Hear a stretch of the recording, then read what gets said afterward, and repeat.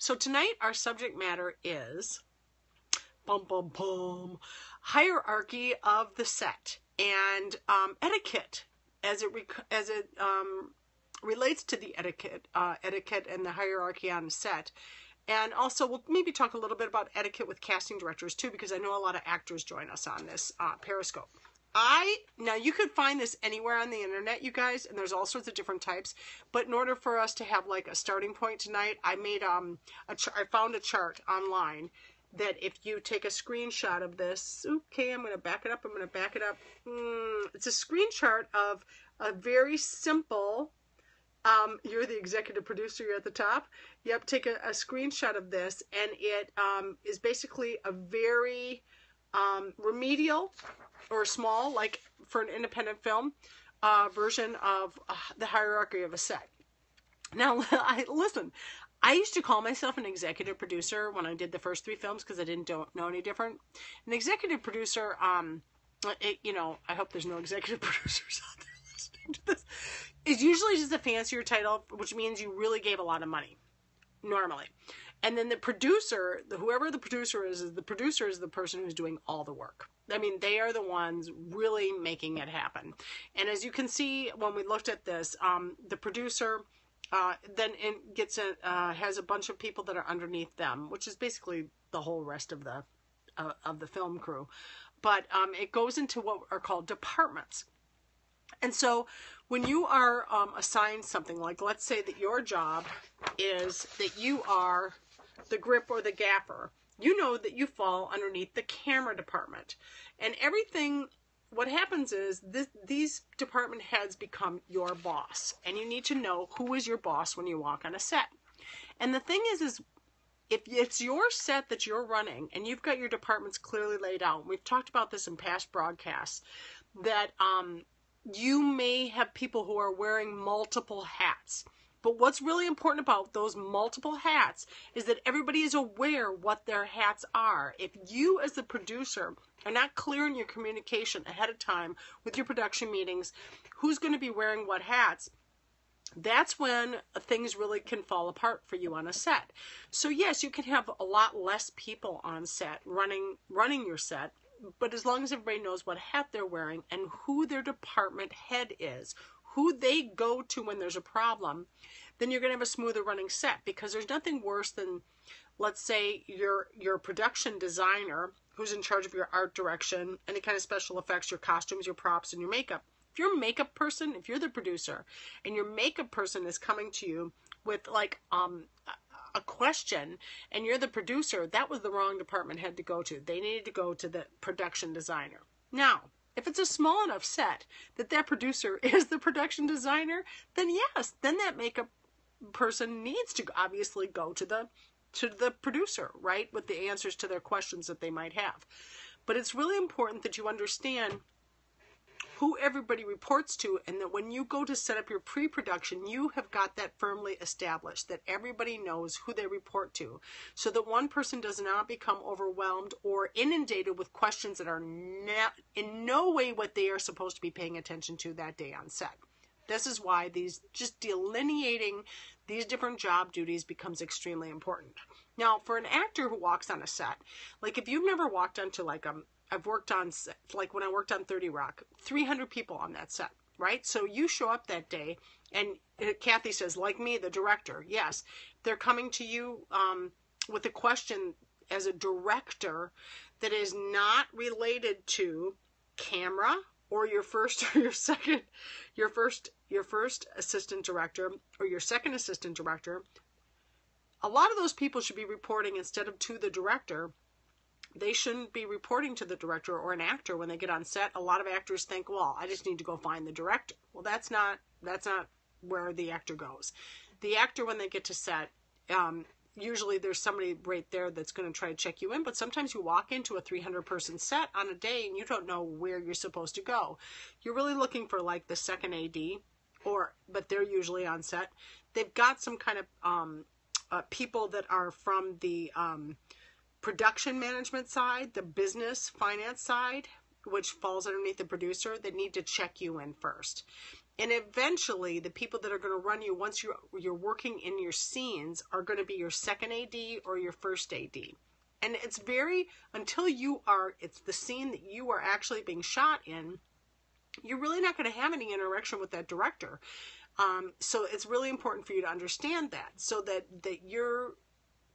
what can be irritating is when you do walk onto those huge sets and nobody bothers to introduce themselves, nobody bothers to say who they are. So it becomes your job when you walk on a set to really find out who everybody is and quickly make sure that you're always reporting to your department head. So if you're an actor, then you're going to end up really reporting to either somebody in production, who's usually in the they're in the big trailers where you're going and you're doing all your paperwork, and it's usually like a second AD or somebody like that that's checking all of that in and make sure all that paperwork is done. And then from there, once you get on set, then you're dealing with the first AD. That's normally what happens as an actor. And I think a lot of actors don't understand that when they get to set, and it becomes overwhelming, and they become really confused, and they don't know what's happening. On a small independent film, still I have to have a first AD. If I don't have a first AD to like handle all those people for me, you've got all these things coming at you when you're trying to make decisions about your shots and what's going on with the cinematographer and everything else. And that director doesn't have time for the actor to be checking in with them. There's usually a time and place set up for that. So in terms of like this is something I think that if I would have understood from the very beginning, I would have saved myself money. That in this executive producer chart, like once you go to make something that isn't just a weekend shoot on your iPhone, there's something called a line producer. And that line producer is somebody who can really help you with all your financing. They are the ones that help you figure out how to break down all that financing. And they're keeping track of the finances every day. And then they're usually somebody in that trailer at some point that's going to get all that paperwork from you as well.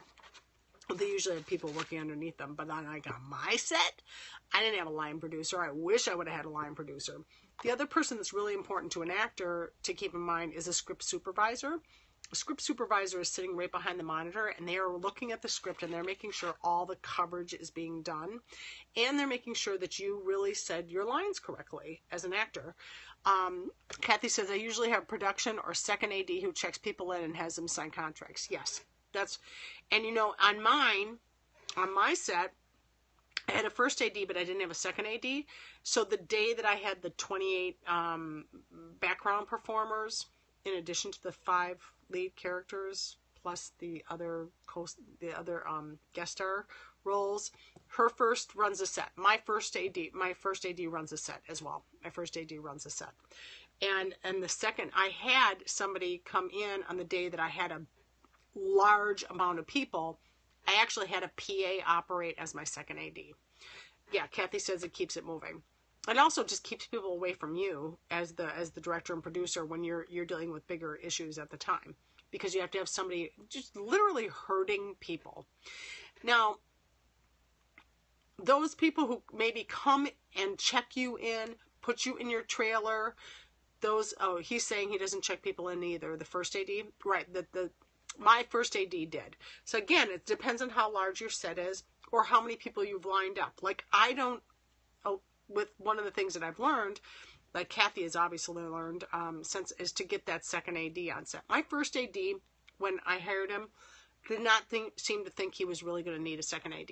Looking back, I think it would have really helped him out if we would have either had a second AD or if we would have had a script supervisor. Because we didn't have a second AD and we didn't have a script supervisor. That made my first AD's job overwhelming. And he did a fantastic job, and we did get all of our coverage. That wasn't the issue, but why should he have had to wear that many hats? And so this is my reason for doing this tonight, is to say to new filmmakers, make sure if you have somebody wearing too many hats, it's just not fair to them. Go online, get one of these like I just printed off tonight, and look at the structure of the hierarchy of a set and go, oh, hey, I don't even know maybe I don't know what that position is. I should find out what that position is and who could do that. And she says, I usually use a script supervisor, but I rarely need one, and my editor doesn't use the notes. Yeah. Okay. See, my editor did want the notes. My first AD did make those notes, saying this is by the way, for somebody who might not know what we mean when we're saying make the notes. Let's say you do 5 takes in a scene, right? And I'm talking about like, okay, let's say you do 2 long shots and that's enough, and you got one covered. The first AD is going to make a note of which one of those long shots that the director wanted. Okay, they'll say that's the good one, the other one forget about it, or it's a backup. And the same, you do 5 medium shots, and then you do close-ups. You do 3 close-ups on each character. The script supervisor is going to make a note of which one of those takes is like the first and second choice for the director, because then when the editor gets that note, the sheets, you can get these sheets that are pre-printed and set up for this, where you can make a note and say, yes, that's the take we wanted. Because you don't want to just, let's say you spend 3 or 4 days of, she says with tape or digital, it's less critical. That's true, because you're not having, well, I don't know. See, with the red, because we used a red, and I don't know how much people know about a red camera, but you actually have to do, your editor has to actually load that footage in, and it has to go through a process. I can't remember what the process is, but if you didn't have to download all and transfer all of that footage over before it should be used, like if you knew what you did, she was shot on a red Epic too. We were a red Scarlet. If you kind of made notes, you maybe wouldn't have to have all of it transferred. We did it anyway. Our editor just, spent the 2 days. They just literally let the machine run, and it gets transferred over. It has to go through a coding process of some sort. I'm not using the correct terminology for the red. It might be a coding. I can't remember. But they can't really edit with that footage until that's done. She transferred everything. We transferred everything too. But if you make notes and, like, let's say you want to be really efficient about it, you wouldn't transcoding. That's what's called. Thank you. I was just sitting here thinking coding, but it's called transcoding. So once that is all put over, though, at least the editor can look at it and go, who's your first, what was your first, choice for a take, and what was your second choice for a take, or whatever. Now for Kathy, her editor lives in-house as the husband. How convenient is that? Mine did not. I'm in Jersey, not married to her, and she's in Brooklyn. So for us to have notes, it was actually important. Now, whether or not she paid attention to it or not, I have no idea. But I mean, we got good take. I mean, I'm thrilled. Our editor was amazing. But if you really wanted to make sure, let's say that this is an editor you didn't know if you're going to be able to trust or not, as a director, you want those notes given to your script supervisor or whoever's taking them. In my case, it was our first AD. If I was to do it again, and Alberto, believe me, completely capable of doing it, but I wouldn't do it to him the next time. I would make sure that there was either a script supervisor, and there are people out there that are willing to do that for you, and then you can do something else on their set at some other point. But there are people that's what they do for a living, but they might be out there trying to make their own films too.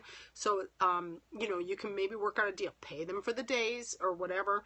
But, if you're looking for, oh my God, I can't afford a script supervisor, talk to people. They're out there trying to make their films too. Maybe you can do something on their set the next time. These things are all, if you're sitting there saying to yourself, these are just too many positions for me to fill on my film. Yeah, well, they may be, but what's important is who is wearing those hats. I had too many people wearing, or too few people wearing too many hats, but it really worked out because I was just organized about it, very clean, and everybody knew what it was. She said she had 2 different scripties. One was very good and one was worthless. Yeah, because it doesn't do you jack shit good if you got somebody who's worthless, right? I mean, that's not going to help you. And it may be that people are saying to you, oh yeah, I'll do script supervisor work, but they don't have any experience. You know how I avoided that situation? Was I called, if my crew people had not worked with this other crew person, Shauna is saying reciprocity and generosity is good stuff. Absolutely. Somebody else needed props like I have, not advertise this, but I had police in mind. So I had complete, police uniforms. These are not exactly easy or cheap to get away with, but I had everything. I had purchased everything, or my dad is a retired cop, so I had some stuff too. Somebody needed some of these cop items, aka guns, which are very difficult to get a hold of now, and they're fake. The ones that look real because everything comes in orange and whatnot. So I gave those to be used on another set that needed to be used on another set. And, and I know that these people will help me out the next time I need help on my film too. That's what's really great about getting involved in any kind of workshops that you go to. That particular one is the Independent Film School in New York. And I went there for like a producer's workshop and a director's workshop at one point. And now I have this whole resource of people there that are script supervisors, let's say on even just commercials and whatnot, that are like, hey, I would do script supervisor work on your thing if you would do this on my film. And I'm more than willing to do that and help people out, to have the hats be properly worn on my set and with people that I've met at these workshops and I know that would be reliable and not worthless. But one of the things that, when I didn't know, by the way, I think I said before that we kind of knew everybody on the set. We didn't know 2 of the PAs, but I got resources and I checked on everybody. We didn't know our makeup person and we didn't know our costumer either. But I actually called, I asked them for references, and I did call those people, and I did get sneaky too. And I looked at their resume and I just called people up and said, hey, what do you think of working with them? What were their strengths and what were their weaknesses on set? And that really helped suss out the situation. It is worth your time to do something like that, because think about how much time and money you are putting into this project and your energy and your love. And the last thing you need as the producer of this, somebody's saying, I'm looking to go to college for theater, so this helps me visualize the creation process. Thank you. Well, you're very welcome. You're very welcome. And just so you know, I went to school for theater and I got my master's in theater. I call it my mighty fine acting degree, my MFA. And, I never pictured myself eventually producing and writing films. That was not something I sat around thinking that's what I was going to be doing. So you have no idea once you go into school, where your passion is going to lie, where you find out your strengths and your weaknesses were. But when I was at graduate school, I did do continuity on a film. And I really did love that, because I think I have a strong eye for detail. And that eye for detail really came in handy on that. And I was like, wow, this is really an interesting process that I don't know if I'm ready for, production end of it, but there's no way to learn that whole production end of it until you just get in it and you start doing it. You can go to all schools you want until you get on the set and you're up there making mistakes with everybody else. And watching people who are real pros do it and seeing how they do it efficiently, that's how you do learn. I don't know if there's, I was going to talk about a little bit casting etiquette. I had, do it. That's it. That's the bottom line, is just get out there, get off your butt and do it and make your mistakes, because boy, will you learn what not to do, if that makes sense. What does OJT mean? I can't remember OJT. I'm not hip on the lingo, guys. I'm old. I was going to talk about the etiquette of casting directors for on-the-job training. Thank you. Thank you. How are you doing tonight? On-the-job training. Yes, there's nothing better than that's why, when people will say, I went to film school, or I got graduate training in this, that, or the other, and they'll be like, and it was useless. And I'm not saying that film school isn't useless. I think the best thing about film schools for people, honest to God, is the connections you're making. The people that that are also trained like you, that you can rely on a set because they had training. You know what I mean? It's building your network and knowing who is good. And she's saying, Kathy is saying, making a film was my film school. Same here. Same here. Absolutely. And working. Hello, Kristen. Welcome. And working on sets. Working on sets and not just sitting in my trailer, but sitting on the sets and one of the best things about my 7-year-old now being in the business, by the way, I think the thing he just was in with Saturday Night Live just won a, and it was up for an award, like either not Golden Globes, like an Emmy or something. He did the serial parody for Saturday Night Live. And so he's saying, I mean, I've been on acting since a young age. I'm getting to see the ups and downs of everything. Absolutely. One of the things that that for me is good about my kid being on these huge sets is that when he's 7 years old, they insist that I'm there because it's kind of the law. So I have to get right up close and personal with what's going on, like almost right next to the camera, because they need me in case they think he's going to, when they're 7 years old, they don't know how to predict how a kid's going to act. So they don't know whether or not he's going to have like some kind of meltdown or whatever. Or that sometimes if a kid can't see their parent, they get really uncomfortable, which at first when he was on a set, he was like that. But what's made that wonderful for me and is that I'm like getting to hear everything that's going on. I mean, like on huge sets, like, the Adderall Diaries. Angus was just in that. And he was in the original pilot for Happy-ish, the Philip Seymour Hoffman. And that audition process, and I can't even talk about it, I'll start crying. But how wonderful they were to Angus. And then that was on the original. Angus was in the original pilot of it. Of course, they've redone it since Mr. Hoffman has passed. But to be on those sets and see how they operate on that big of set, not that I didn't know it. I've done 30 Rock and Law and Order and all this other stuff myself. However, when I'm not the actor, when Angus is the actor, I can stand back and watch the machination of the production. When I'm the actor, I'm too worried about what I'm doing acting-wise, right? Like I'm concentrating and focusing on that. But when I have my kid, the 7-year-old in there, and all I have to do is make sure that he doesn't melt if he's eating, then I can really, I can really concentrate on what's really happening production-wise. And that's taught me a ton. I know someone whose brother was in Cheaper by the Dozen, so you've heard some stories. Yeah, and I have to say, all the sets I've been on, we've been very fortunate. They've been very lovely, and they've been very warm, and they've been very kind. And but like one of the things that I got to watch was two, on Adderall Diaries, it was two, the Steadicams, because they had a shootout. Who's the famous guy that's in Adderall Diaries, the older gentleman who's amazing, Ed Harris. So Angus was in the scene with Ed Harris, and because they had to shoot him out very quickly, they were using two Steadicam operators at the same time and trying not to cross paths. And technically, watching that dance happen was amazing for me. And it also helps you really learn on that set, like how many different jobs there are and how many different department heads. One of the things I did want to mention was I had read this and I was like, oh, what do they mean by that? Because some actors and crew members will think that if you're on time, you're on time. But the truth of the matter is, on a set, if you're not 10 minutes early to call time, you're late.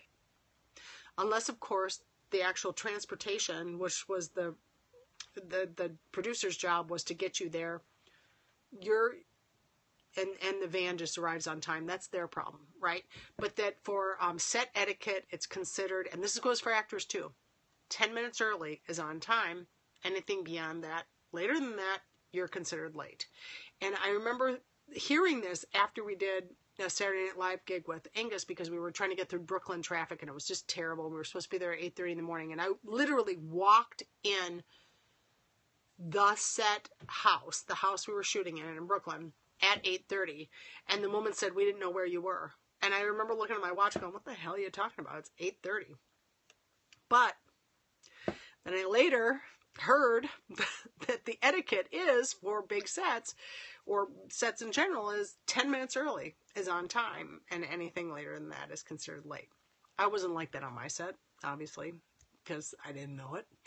But I will tell you that when you see your crew walk in the door and they're at least, they're early, your transportation's got there early so that you can get set up and get ready for those actors, it makes all the difference in the world. You just don't need to have people being late. It holds everything up. So whatever you're doing as a person on set, just try to be there on time. I don't know if there's any questions, or if Kathy, do you have anything to add? But I think the most important things, the money. Yes, money, but you know, when you're first starting out, this is not all about money. We talked about this, Sean. We talked about this. You can go out there with your iPhone. You can shoot this. If you have a computer that has iMovie on it, you know, and if you learn how to manage, she said, I've had to reschedule things because someone was hours late and we lost locations. Yes, you can't. She says, Kathy's saying you want to be there set up and ready to go at the call time. That's what I mean. You have to be ready to go. Like, you have to be ready to go to work at the call time, which means you have to be there 10 minutes ahead of time to pee or, you know, get your coffee or whatever. Being there, if your call time is at 8:30, you don't go get your coffee at 8:30. You're working at 8:30. Because if you're running a good set, like we've told you all how to run a great set, you do have great crafty for people. But if you want to, you know, get yourself some coffee before you start this, you get there 10 minutes early. Sean is saying, true, just thinking of bigger sets and money being wasted while waiting for an actor. Oh my God, are you kidding me? Yes, you're right, Sean. That's what you're referring to. Sorry. Yes. The amount of money that is being spent every second on one of those huge sets with all these people and locations and insurance and like for my kid, do you know every time he has to be on a set, they have to have a nurse on set? Like, you know, on those big budget sets and everything. Kathy says, we don't wait for actors. That is the last thing you should be having. You know, now listen, I'm going to do a whole nother night on why people, like crew members, you'll hear this whole dissing actors thing, which I really find very irritating. But I think I want to have like an honest discussion about why that is. That, why actors get a bad rep on set. Like crew in general doesn't really like actors. And I think we should talk about that one night. And just have a discussion about it because, you know, depending on how many actors are in the room, I think it's really important to understand that. Kathy says, I use pros are ready to go well before the set is ready. Right. I personally never had a late actor as well because I always hire people, again, that are in my web of trust, that I vetted, that I know I make sure they're getting picked up. I make it foolproof for anybody to be late on a set because you cannot take it. You can't take the chance on it. She says, if I was in a movie, you don't have to worry about me being late. I'd be there early. 4 smileys. That's because you're a pro. You're a pro. That's right. But you'd be surprised. You'd be surprised. Like it hasn't happened on my set because people have been on time. Kristen said, I've had late crew. That was fun. No. You want to be, yeah. Vet those people out. And you know what? A lot of this is about communication. A lot of this is about your pre-production, what you've done in pre-production ahead of time to state. There can be no exceptions to being late. Now, if you're getting a crew for free and you're not paying them anything, I mean even $50 a day. I mean, I'm talking like low budget, zero budget production stuff. If you're not paying them anything, people, it shows a little disrespect. So, you know, this is their time. If you are paying them something and you're making it clear that that's all you can do is pay $50 a day, $25, always being reimbursing their transportation, something like this, that you're doing some kind of reciprocity to this person, then they're likely to show up on time and behave more professionally because this is a simpatico mutual respect thing. It's about showing people some kind of respect. And so in the pre-production, being clear with people, there just can be no lateness. I respect you. I respect you as an artist. I respect you as a crew member. I respect all the time and energy that you're going to put into this. This is what I can afford to pay. I wish I could pay blah, but I can't. I can only pay this. And one of the expectations with this job is that you're 10 minutes earlier before call. Is that possible? And if you see any kind of a like that glassed over look, you've got the wrong person. You know, suss your people out, build your web of trust, know who you want to work with. I think that's key. I don't think I have anything else to say about this tonight. I really rambled on Friday, so I'm going to try to really not ramble today. But maybe would people be interested, or am I just being weird about having some kind of a conversation about why actors have a bad reputation, why they diss actors? I mean, would that be a viable conversation to have? Somebody's giving hearts about it. So, I think, because I'm an actor, so I don't care for it. I mean, I find it very offensive myself, but maybe just certain behaviors that people just don't understand are what gives off the vibe of why people are a little actor. Oh, Kathy, you do too, right? Kathy is saying I do too, because you're an actor as well.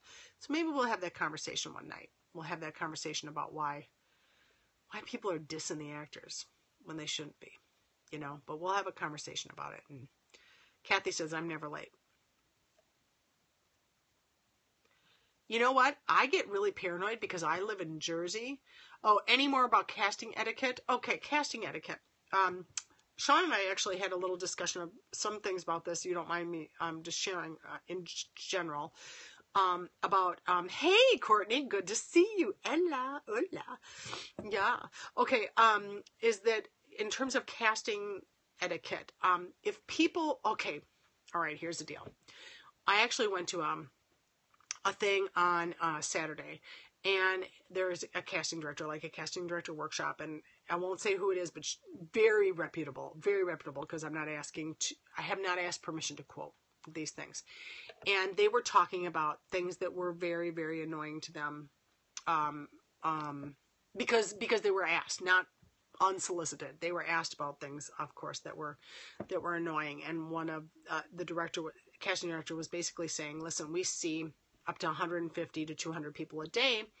And so when people self-submit, no, this is not always true, by the way. Unless we put out something on Actors Access, don't send us anything. Don't show up at our door. I have to see 150 people a day. If you're just even thinking you're dropping off your headshot and your resume and you think that somehow is reflecting good on you, it is not. The last thing, it's hard enough for me to get through 150 people a day, let alone somebody that shows up unsolicited on my doorstep. Please don't do it. I will remember you and I will not bring you in.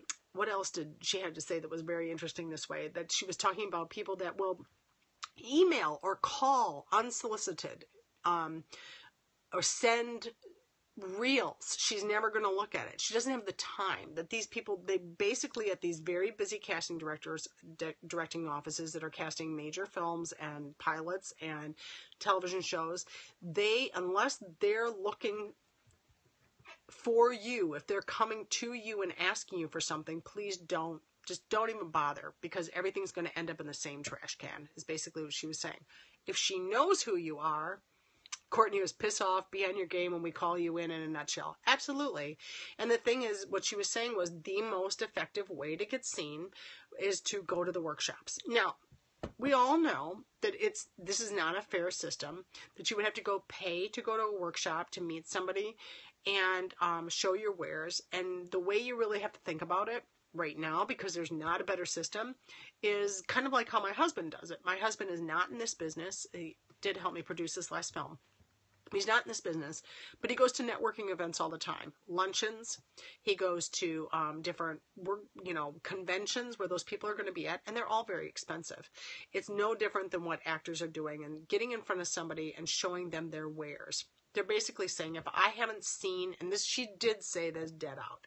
She said, if I haven't seen your work, just you sending me a random email or you sending me even a postcard when I haven't met you means nothing. It just is all going to end up in either the trash can on the computer, or it's going to end up in the trash can on the wastebasket on the floor. There is nothing you can do to get on my radar other than continually trying to get on there in some way that's going to be annoying.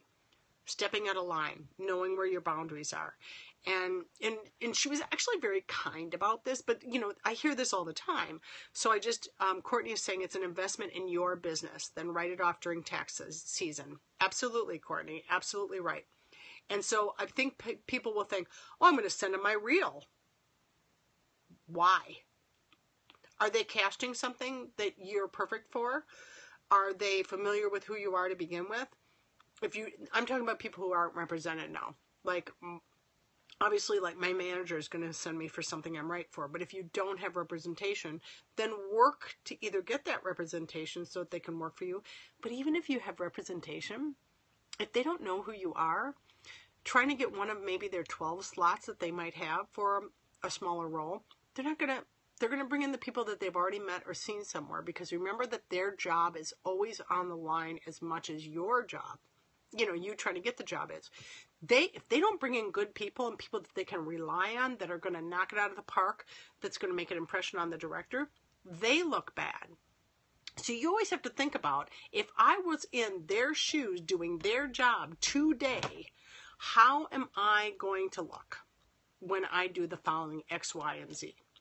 So the etiquette is, be ready for when you can go in there, do everything you can to meet them through the proper channels. There are also like free events like Stage 32 or the SAG-AFTRA Foundation offers different workshop events that you can go to. There are ones that are free where you could go and meet them, ask an intelligent question, get in front of them that way. But if they're not asking you to hand them materials or send in their reel, just don't do it. Don't get on the annoying list, So that's kind of some etiquette as an actor, which is hard because it's kind of like a chicken egg syndrome. And don't be a dick to your reader. They take note of your asshole factor. Oh my God. Half the time, those readers are seminars, etc. Go to seminars, etc. Half of the time, those readers are really, I might think of it as paying my dues, got to start somewhere. What do you mean by that, though? Start somewhere. I've been a reader. Yes, Courtney is saying that she's been a reader. Here's the thing. Those casting directors bring in people to be their readers because they know they're not going to, because Courtney would know enough not to overtake the scene, to just give that other actor what they need so that that other actor can do their best work and keep the timing of it going. Oh, and Kathy Carey is saying a lot of them give seminars at film festivals. They absolutely do. And the good news for you as an actor is this. They are always looking for people. And they want to feel like they just, that's why the film festivals are very important, you guys. I mean, so many actors don't go to them. And let me tell you, the ones that don't go to them that are in my films, I find it very irritating, especially when I particularly do film festivals and they're speaking on panels at these film festivals. And I want to go, what kind of an idiot doesn't show up to these that wants to work? Because those casting directors show up to these film panels. They are there. You get to stand up if they're doing a question and answer at the end of your film and say something about your film so that you get seen.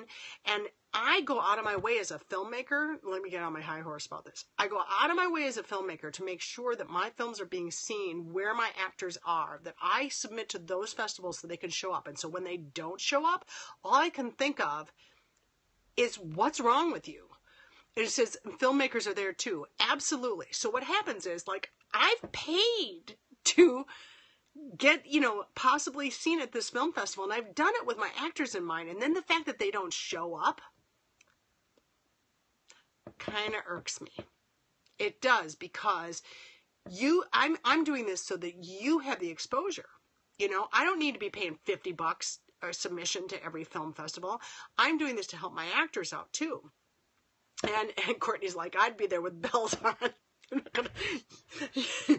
In case my kid's up, I'm not going to say the effing word, Effenheimer. But yes, absolutely. I've gone out of my way to make sure this happens.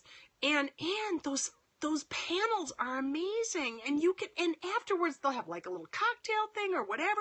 You can go much the cocktail hour and say something about something that they've cast that you like, and you're in a conversation with them, and they're like, oh, do you have a card? Do you have, what I mean? That's when the networking and stuff happens. And like Sean, you're a really good type. You have a really good look. It's not like somebody wouldn't say, oh, and especially, she says, I'm with you because some of my actors act like they're too good for the festivals. Oh, don't even get me started. Okay, I'm going to have to state from getting on the horse here. Yes, that they think it's somehow, I don't know, a waste of their time or beneath them, or why would I go see this film again? Or, yeah, I mean, I don't know why, if you wanted to work as an actor, you wouldn't be hauling your cookies to the, you know what I think it honestly is that they're not aware of what's happening at those film festivals. Despite the fact that I've said it a million times, I think they're unaware of, I mean, one of my actors got hired straight out of a film festival by another director that walked right up to him and offered him the role. Walked right up to him and offered him the role. And then he got a manager out of the deal.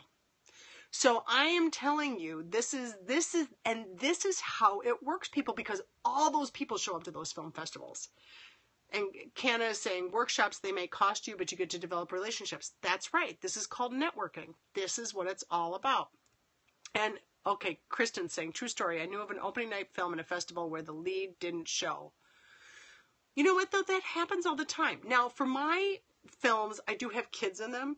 So to the kids' credit, they can't be at a lot of these showings because, you know, I mean, even though ours is appropriate, Kathy says, I bring my actors to the festival for free. Yes. And if I have extra filmmaker badges too, I haul. Yeah, absolutely. I'm like, here's a filmmaker badge. Come with me. And if I know they're going to be there. And you know what? People want to take pictures of that when they know that both the filmmaker is up there with one of the actors from their films. It's much more fun for people who want to take pictures for it. Yes, unless it's far away. But this is why I'm saying I've gone out of my way to make sure that we have local screenings. Now, we do have kids in our films, and some, because it's a short film, it shows with a bunch of other shorts. And if it's inappropriate material, there's no way they can be at it. So I always do say, yes, an IMDb profile picture. Absolutely. You can use those pictures of you on the step and repeat. And it's much more fun on the step and repeat to not just have just you on it, but to have you and the other cast members or you and the director. It looks just a little more legit-y. I bring them on stage for I always bring my actors up, just like Kathy does, for the question answer afterwards. And especially for the kids, when the kids are there, they really want to talk to the kids about, you know, what was it like to make a film? Is this your first film? You know, and applying for visas, just saying, oh, what do you mean about applying for visas, Courtney? Oh, you're in Canada, I know, but Prangles, welcome.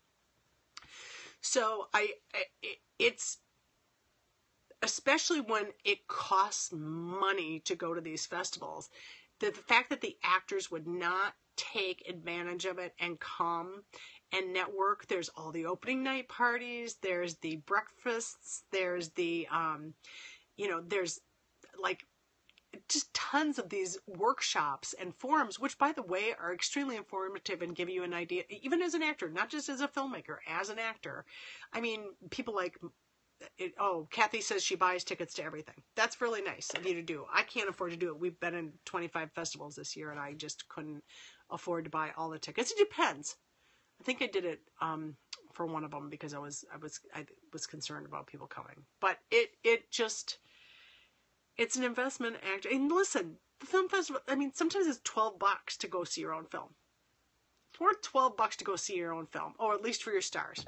Well, that makes sense if you have stars. My actors, brilliant, but are not like name actors. So, but you know, I've never understood that. Courtney, a coffee at Star Crooks. Yeah, you get him a coffee at Starbucks. You know, a coffee at Starbucks, absolutely. So I'm sorry I just got on my high horse about this, but I find it so irritating. Well, because it's missed opportunities. I don't know how else to say it. Missed opportunities. Sean is saying, all my best jobs I got because of relationship. Absolutely, because once somebody meets you in person, and they know who you are, they've sussed you out. It's about that, you know, hey, Sean, have you read Bonnie's book yet? Because it's all about that web of trust, right?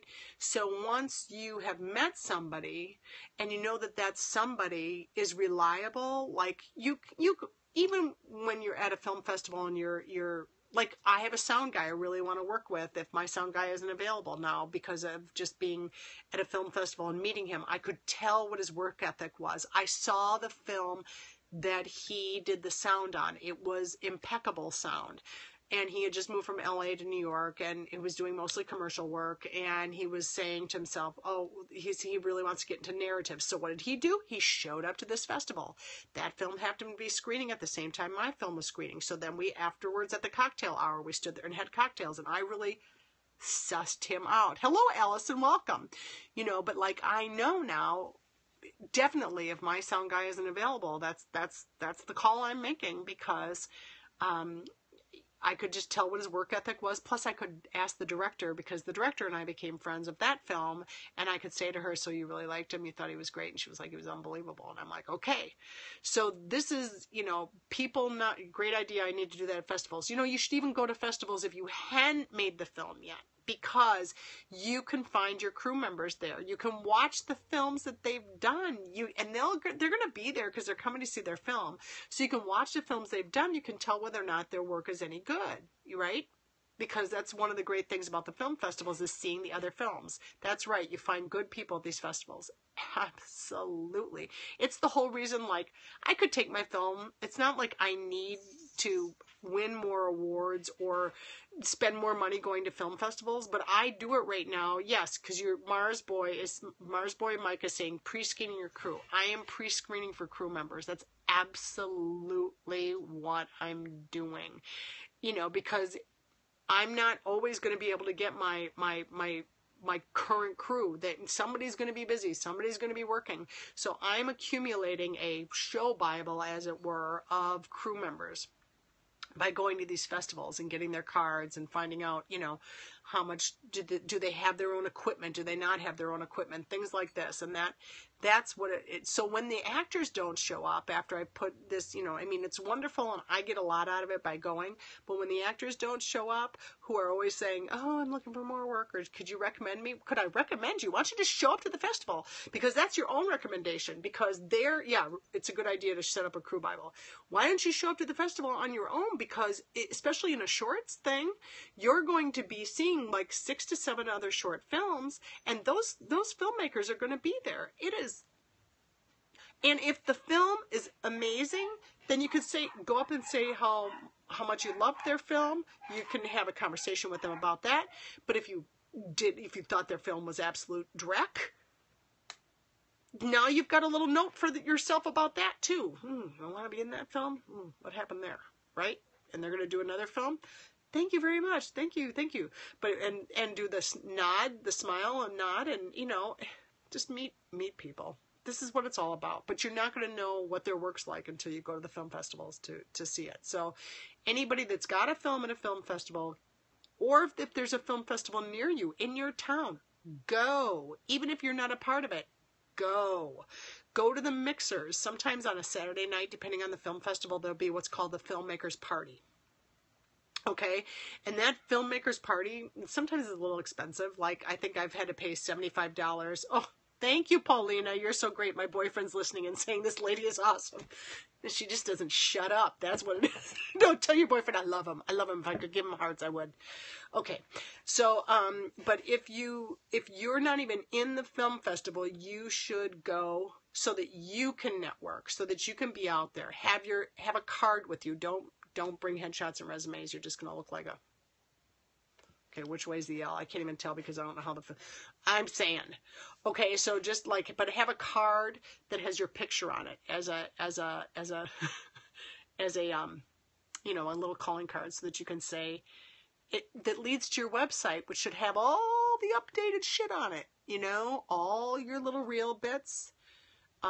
And should have your resume on it. You know, it can have your IMDb. If you don't have a website yet, it can have your IMDb address, you know, but if just get a website. And by the way, I have built all 3 of my websites, the Failure Groupies website, failuregroupies.com, myworldslead10set.com. All those websites have been built off of Wix, and they are so easy. I mean, I'm not sitting here, I should be getting something for this, but I've done a bunch of different ones. Oh, $75 for mixer tickets. Yeah. The Filmmakers Party. But see, the thing is that the opening night party and large, a lot of the filmmakers aren't quite there yet. That's usually the opening night. And by the time the filmmakers party happens on Saturday, like most of the filmmakers are in. So if you go to that filmmakers party, or if you find out, like, listen, now this is a smart way to do this. If the film festival has a hotel that has a discount for the filmmakers, okay, that's usually the hotel that they are staying at. And if that hotel has a bar, you can bet that's where the filmmakers are going before they go to bed that night after all the different films. Because they've got, usually it's not like they rented a car or, whatever. But you could go to the bar to have drinks afterwards, and that's where the filmmakers are going to be hanging out. That's where I hang out if I'm from out of town and I'm using the discount on the hotel. Then by the end of the night, I and that's where all those filmmakers go. Yeah, true, right, Kathy? Mm-hmm. So if there wasn't even a mixer wherever that's where they are, and that's where everybody's sitting down, they're relaxed, and that's the best time to meet them, But if you haven't seen their films, go see their films. Go see their films so that you can talk about it. Yeah, Kathy Carey, that's where I hang. That's where I hang. I hang in the bar, the hotel bar. So if you've seen their films, though, think about how much more of a conversation you'll be able to have with them.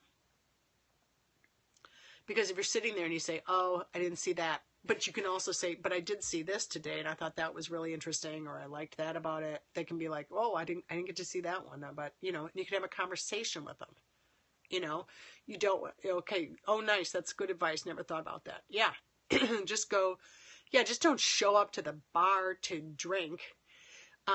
Have participated. Stranger danger, Courtney, stranger. Well, that's what it feels like as a filmmaker, because I'm going to be honest, because now that I'm wearing both hats, and Kathy can attest to this, I'm an actor, but I'm also a filmmaker. Have you ever thought about being a member of Film Independent Org and getting discounts and invites to other fests?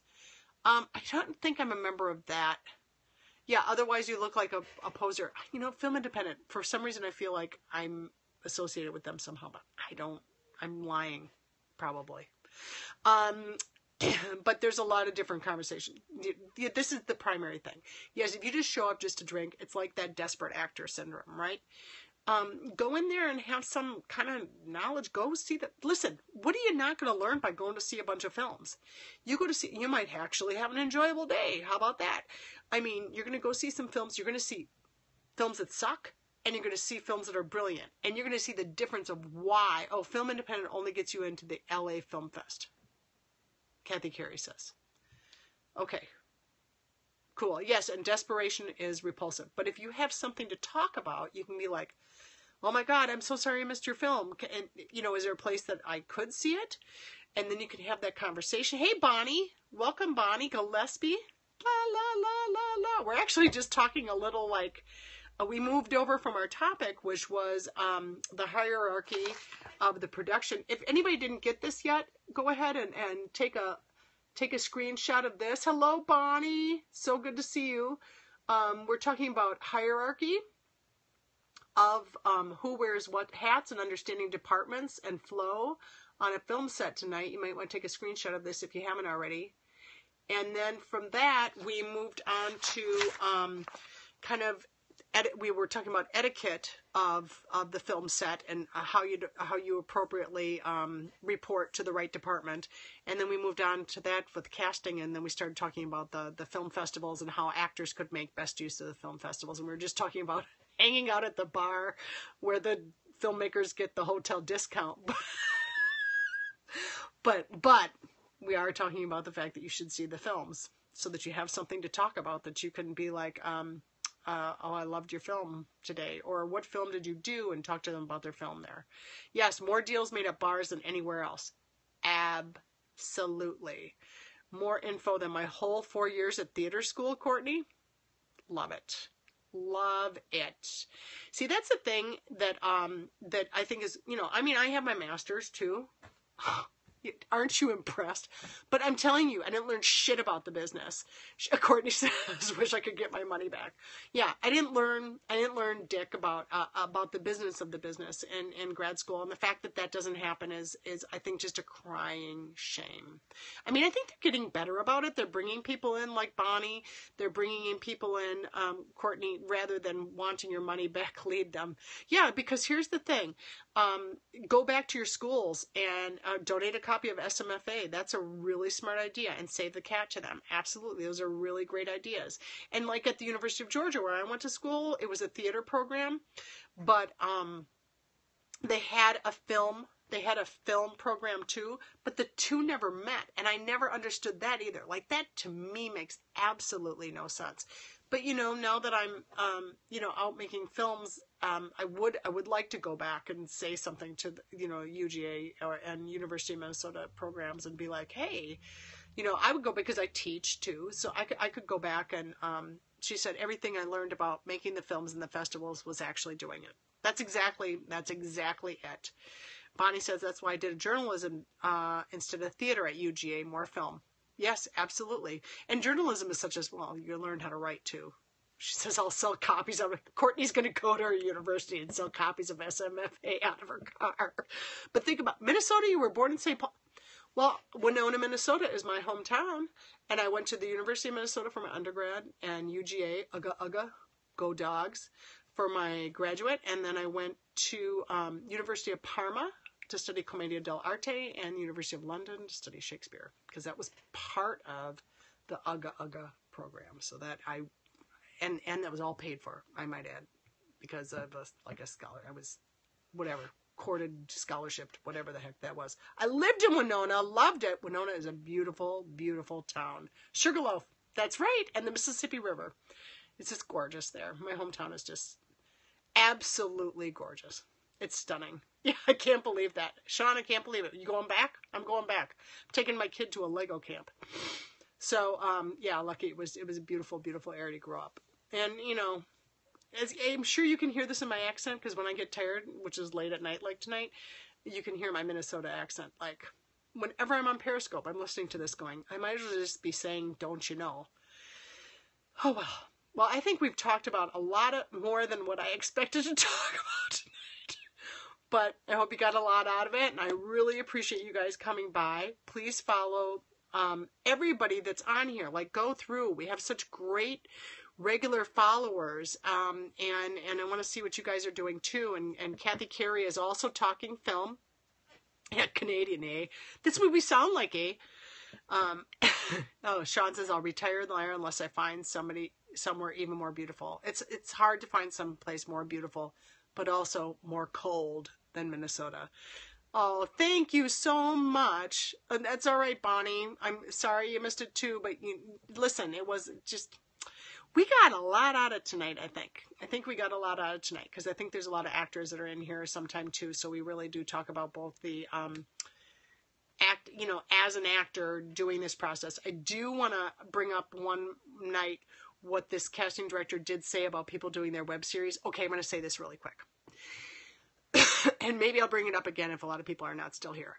But what she said was interesting. Some guy asked, he said, what do you think of actors doing their own web series? And this is what she said, and which I actually think, Bonnie, this is something that you would appreciate. But the way she put it was this. She said, you can go do all your web series you want. Know that none of us are probably ever going to see it. If you're doing your web series, you should be doing it for you and your own creativity, and wanting to further your own work, getting yourself some real, whatever it is. But if you're thinking that it's going to get me to go to your web series and watch it, I don't have the time. Which I thought was, at least, she said, but no one is going to see it in the low budget indies they do first tier either. Exactly. So this is exactly my point, is why wouldn't you get out there and do it anyway? All first tier work is for relationships and footage, not exposure. Yeah, I think so. And I think that but it's also building you the muscle to be able to get to that next tier with it.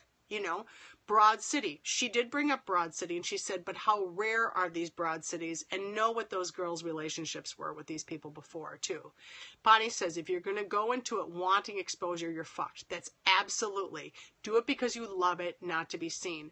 And this is why, when I'm like, right now, the work that I produce, it is absolutely imperative to me that the work I do has meaning to me in some way, that I'm not just doing it so that I can, and believe me, all 4 of my films are not real for me. I play tiny roles in my films, but that was because it was to feature other people. But at the same time, you have to do it because you personally have a story to tell, and doing your own web series is invaluable for so much more. This is what I mean. You're going to get so much more out of this for you and telling your own story than you are trying to get seen. So if you're going at this trying to think, oh, I'm going to become a star by creating my own work and everybody's going to know who I am, that is really, yes, you have to appreciate the process, the learning curve on this, understanding that you have skills that maybe you never even thought of before. And that one day, you know, you're going to create some kind of piece of work that is going to be so meaningful to you that when you go in the room as an actor later, you don't care if you get the job or not. You got something bigger going on. You got your own shit going down. You are out there creating something bigger than yourself, which Bonnie did that whole article on before, which is care. Get ready for that audition, care about it, and then let it go. Because once you're out there, you're creating your own work and you have something bigger going on in your life. All of that stuff doesn't matter when you go into the room then to do your own acting. Making mistakes on your projects, not budget sets. Learn, yes, because think about how much you learn when you're on your own set, and you've got the learning process, you've got that experience and mindset. Absolutely. So that when you go in there, you're not thinking that this whole world revolves around you when you show up on that set. You understand how the machine works.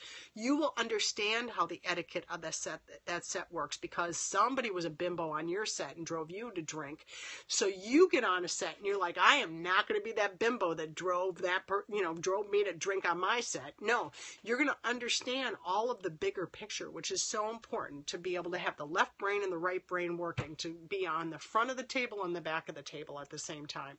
And respect, yes, Courtney is saying respect for all the pieces of the puzzle, and that is invaluable. This makes you so much better of an actor in the end. So if you go into this going, oh, I'm just going to get some reel out of this, yeah, you might, and you might really end up with some good reel too, and that's fantastic. Hey, but that's the bonus. And you might, if you're thinking, well, I'm going to sell this to Comedy Central, which I would like to sell something to Comedy Central, I'm just going to be honest with you, but if I go into it thinking I'm trying to sell this to Comedy Central, I'm missing the point. I guess that's my big point. So I was going to talk about that later, and I talked about it now. Look, I'm ramble rod here. I'm going to close with that tonight, because then I kept you guys for like far longer than I expected to. But like, you guys are hot, man. You're on it. You're hot. You're inspiring me to get back to my script and finish the shit. Oh, Lord have mercy. Love you too, Courtney. You guys, thank you for these hearts. They're so wonderful. Kathy, I love you. Oh my God, it's a pleasure. Sean, wonderful. And I'll see you guys all again. We'll figure out where we're talking next time. Thank you, Bamboo & Co. Shh, I know the kids. There's only one. Oh, Lisa Budwig. Hello. This is a woman. She has every bit of knowledge. I'm going to see if she's coming to my film. Oh, if you're in Manhattan, my film is at the Manhattan Film Festival on Tuesday the 16th at 9 p.m. Take advantage of being at a film festival, people. Talk to you later. Bye-bye.